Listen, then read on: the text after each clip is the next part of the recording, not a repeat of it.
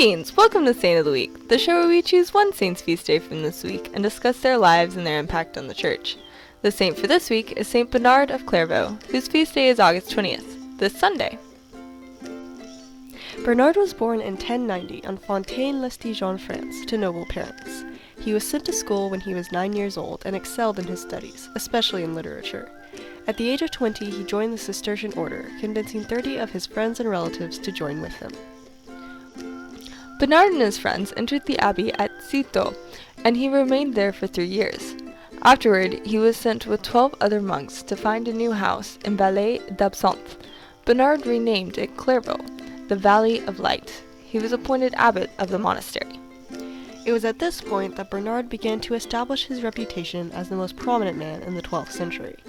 He wrote many theological works on a variety of topics and became renowned for his way with words. Men flocked to his monastery, and more houses had to be founded to take them all. Bernard's influence grew as he was made secretary of the Council of Troyes, which was convened to settle disputes between some of the bishops of France and regulate some other matters of the French Church. His decisions in the council earned him some reproach, even in Rome, but he responded graciously and honestly, impressing those who had accused him. After the death of Pope Honorius II on February 14, 1130, the church broke into schism. 2 popes had been elected, Pope Innocent II and anti-pope Anacletus II. Bernard was chosen to decide between the rival popes, and he ruled in favor of Innocent, the true Roman pontiff. For the next 8 years, however, the schism continued, Bernard battling it every step of the way. The schism ended in 1138, after Anacletus' death. In 1144, the Second Crusade began, and Eugene III, the current pope, recruited Bernard to inspire the people's support. He traveled all over Europe, preaching the crusade, and Christians were greatly moved by his fervent words. Great enthusiasm for the crusade arose, but it ultimately ended in terrible failure. Many people blamed the failure on him, and he sent an apology to the Pope, attributing the Crusade's failure to the sins of the Crusaders. The heavy burden of the Second Crusade undoubtedly hastened Bernard's death, which came about on August 20th, 1153. He was 63 years old, having spent 40 years in the cloister, and is currently buried at Troyes Cathedral.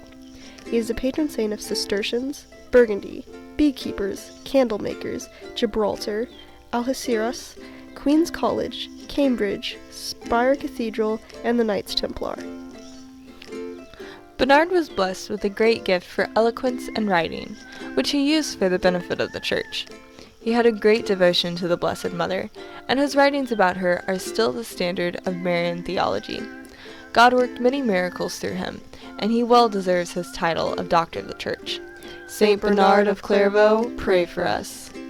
Our honorable mentions for this week are St. Pius X, St. Andrew the Scot, St. Rose of Lima, St. Bartholomew, St. Louis of France, and St. Joseph Calasanz.